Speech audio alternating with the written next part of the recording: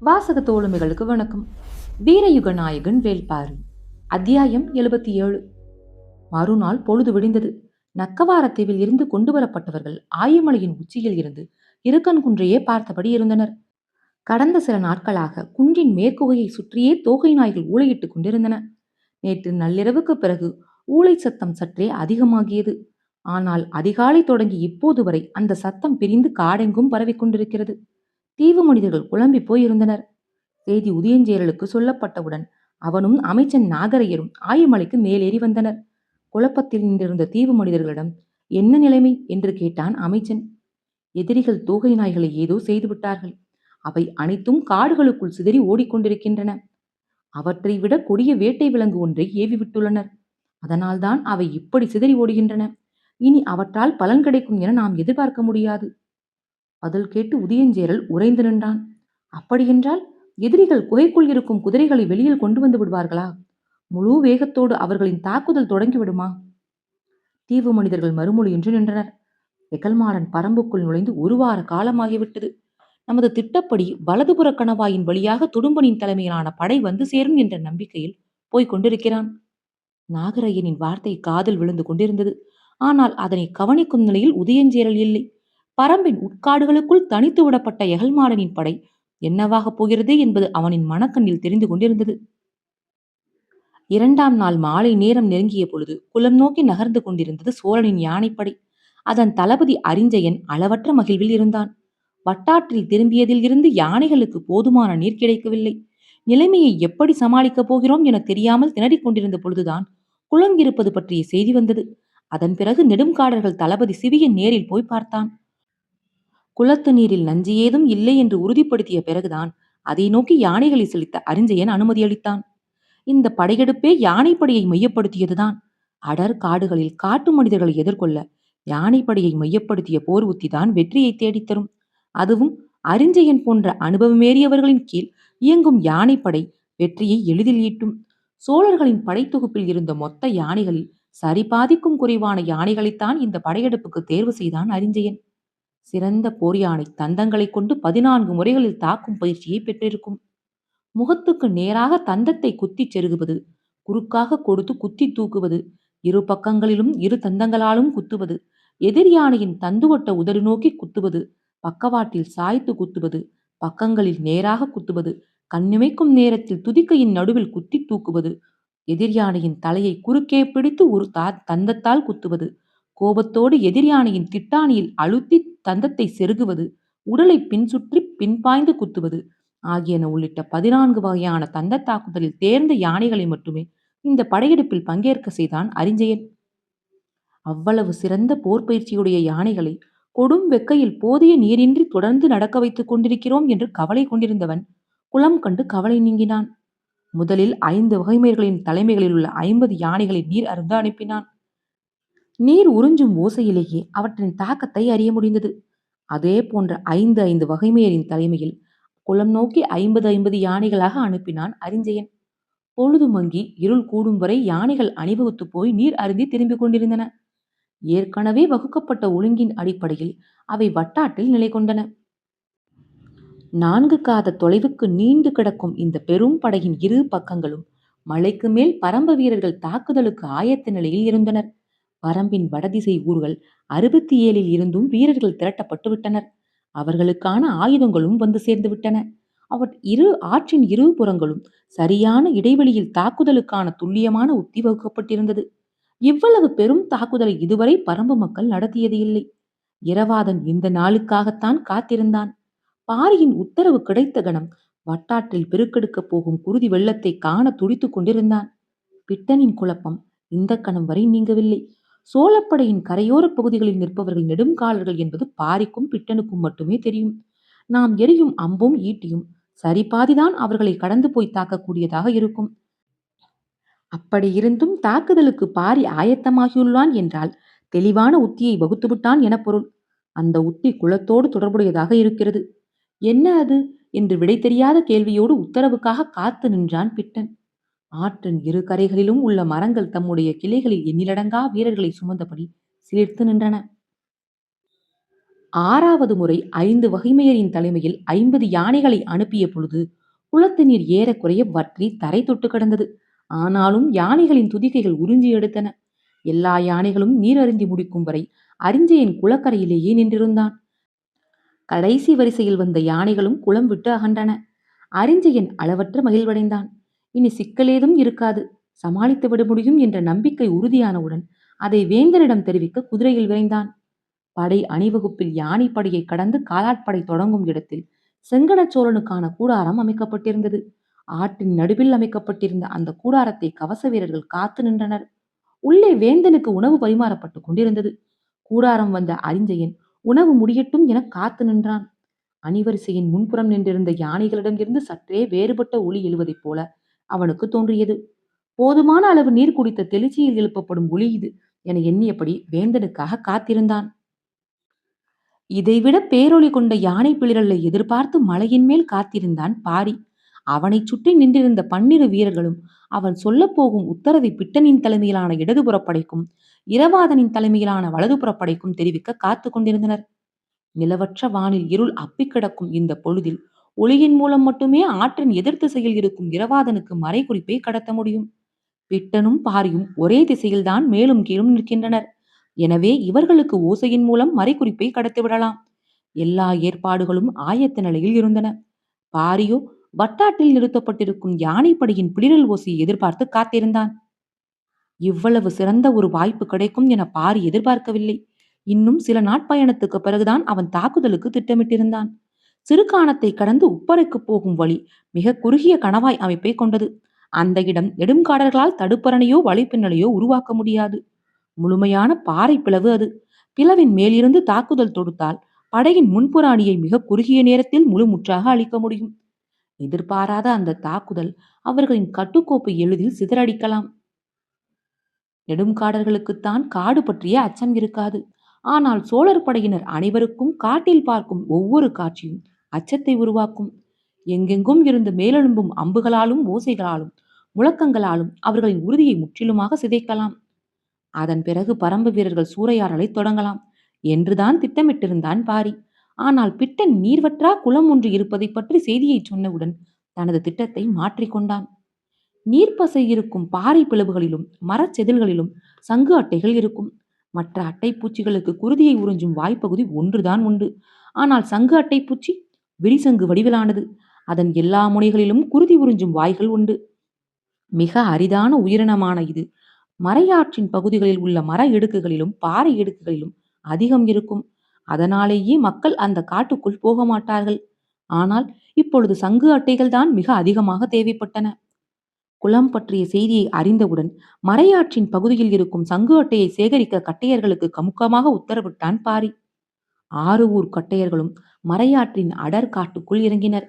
எண்ணற்ற சுரக்குடிக்கைகளில் சங்கு அட்டையை நாள் முழுவதும் சேகரித்தனர். மருத்துவர்கள் தந்த செவ்வெண்ணெயை கைகளில் தேய்த்து கொண்டுதான் அவற்றை பிடித்தனர்.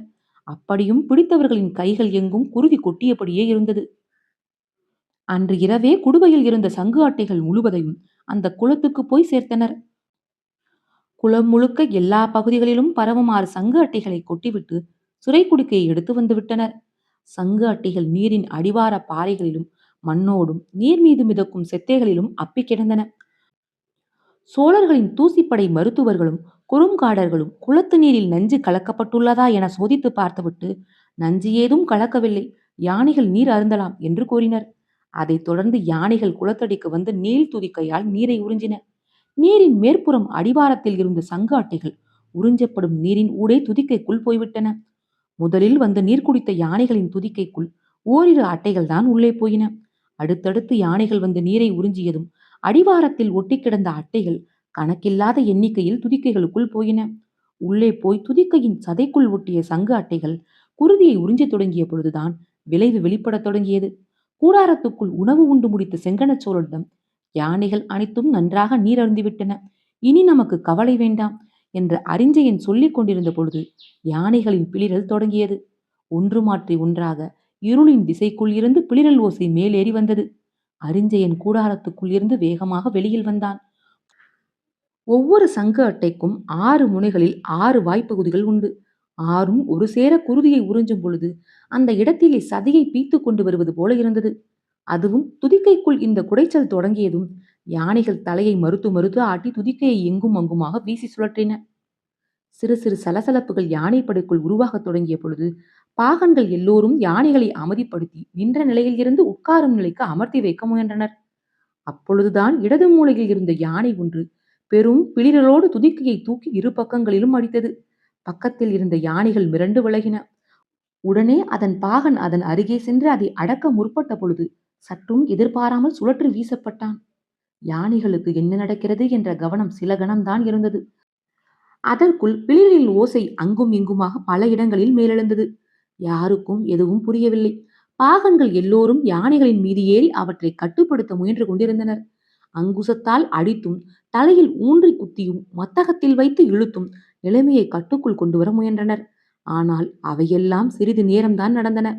வேந்தனின் கூடாரத்தில் இருந்து படையின் முன்வரிசை நோக்கி குதிரைகள் விரைந்து கொண்டிருந்தான் அரிஞ்சயன். ஏதோ ஒரு யானைக்கு மதம் பிடித்து விட்டது என்றுதான் அவன் நினைத்தான். அந்த மத யானையை அப்புறப்படுத்துங்கள், முடியவில்லை என்றால் போர்வாள் கொண்டும் தந்தையீட்டி கொண்டும் குத்திச் சரியுங்கள் என்று ஓசை எழுப்பியபடி விரைந்தான். கண்ணிமைக்கும் நேரத்தில் இருளுக்குள் இருந்து வீசப்பட்ட பாகன் ஒருவன் அரிஞ்சயனின் குதிரை மீது வந்து விழுந்த வேகத்தில் அடியோடு சரிந்தான் அரிஞ்சயன். யானைகள் உள்மூக்கில் ஏற்படும் அரிப்பும் எரிச்சலும் தாழ முடியாமல் துதிக்கையை முன்னும் பின்னுமாக வெறி கொண்டு வீசி தாக்கத் தொடங்கிய கணத்தில் கட்டுக்கோப்புகள் எல்லாம் தலைகீழாக மாறிவிட்டன. நிலைமையின் விபரீதத்தை உணரும் முன்பே நூற்றுக்கணக்கான யானை பாகன்கள் அடித்து மிதித்து நசுக்கப்பட்டு கொண்டிருந்தனர். வீரமுண்ட வாத்தியமும் பேரிகையும் முழங்கி நிலைமையை கட்டுப்படுத்த படைக்காவல் வீரர்கள் சிலர் முயன்றனர். ஆனால் யானைகளின் பிளிரலுக்கு நடுவே இந்த கருவிகளின் ஓசை ஏதும் மேலேறவே இல்லை. கீழே விழுந்த அரிஞ்சயன் எழுந்த பொழுது முன்புற படையின் கட்டுக்கோப்பு மொத்தமும் சிதைந்திருந்தது. என்ன நடந்தது என்பதை சிந்திக்க கன நேரம் கூட யாருக்கும் இல்லை. 3 தலகத்தர்களின் உத்தரவில் கீழிருக்கும் 300 யானைகளை கொண்ட இந்த படையில் ஒரே நேரத்தில் 30 யானைகள் கட்டுப்பாட்டை இழந்தாலே மொத்த படையும் சிதறி போய்விடும். ஆனால் இப்போது எல்லா யானைகளும் கட்டுப்பாட்டை இழந்துவிட்டன. துதிக்கையை தூக்கி வீசி அடித்து தாக்கும் அதன் வேகத்தில்தான் வேறுபாடு இருந்தது. சங்கு அட்டைகள் ஒன்றோ இரண்டோ யானைகள் சிலவற்றின் துதிக்கைக்குள் ஏறி அடிப்பகுதிக்கு போகாமல் முன்பகுதியிலேயே இருந்தன. அந்த யானைகள் மட்டுமே சற்று கட்டுக்கோப்புடன் நடந்து கொள்ள முயன்றன. மற்ற யானைகள் என்ன செய்து கொண்டிருக்கின்றன என்பது யாருக்கும் புரியவில்லை. காடே அதிர்வது போல் இருந்த பிளிரல் ஓசையால் பின்புறம் நின்றிருந்த காலாட்படை வீரர்கள் நடுங்கினர். கூடாரத்தில் இருந்த வேந்தனை பாதுகாக்க தக்க ஏற்பாடுகளை செய்யத் தொடங்கினர். நெடுங்காடர்களுக்கு என்ன செய்வது என புரியவில்லை. அவர்கள் தலைவன் சிவியன் காலாட்படையின் பின்பகுதியில் தான் நின்று கொண்டிருந்தான். நிலைமையை அறிந்து வர முன்னோக்கி செல்ல முயலும் பொழுது பெரும் கூச்சலோடு படையெங்கும் குழப்பம் பரவியிருந்தது. செங்கணச்சோழனை கூடாரத்தில் இருந்து வெளியேற்றி வேந்தனுக்கு உரிய யானையின் மீது ஏற்ற முயன்று கொண்டிருந்தான் உரையன்.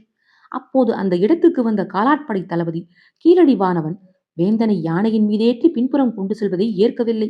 இதை பார்க்கும் காலாட்படையின் அனைத்து வீரர்களும் நம்பிக்கை இழப்பர். கனப்பொழுதுக்குள் எல்லோருக்குள்ளும் அச்சம் பரவிவிடும். எனவே குதிரையின் மீது ஏற்றி பின்புறம் விரைவோம் என்றான். ஆனால் உரையனோ யானைப்படையின் முன்பகுதியில் ஏதோ கடினமான பிரச்சனை உருவாக்கியுள்ளது. சில யானைகளை பாகன்களால் கட்டுப்படுத்த முடியவில்லை என நினைக்கிறேன். இந்நிலையில் வேந்தன் குதிரையில் பயணிப்பது நல்லது அன்று. வெகுண்டு எழும் ஒற்றை யானையின் பிளிரல் கூட குதிரையை நிலைகுலைய செய்துவிடும். எனவே வேந்தனுக்கு உரிய யானையின் மீது ஏற்றுங்கள் என்று வாதிட்டான். வேந்தனின் யானை வீரர்களுக்கு தோண்டப்படும் கிணற்றில் நீர் அருந்தியிருந்தது. எனவே இதற்கு சிக்கல் ஏதும் இல்லை. பாகன் அதை கொண்டு வந்து கூடாரத்தின் ஓரம் நிறுத்தியிருந்தான். ஆனால் உள்ளே உரையனும் கீழடிவாரனும் கடுமையாக உரையாடிக் கொண்டிருந்தனர்.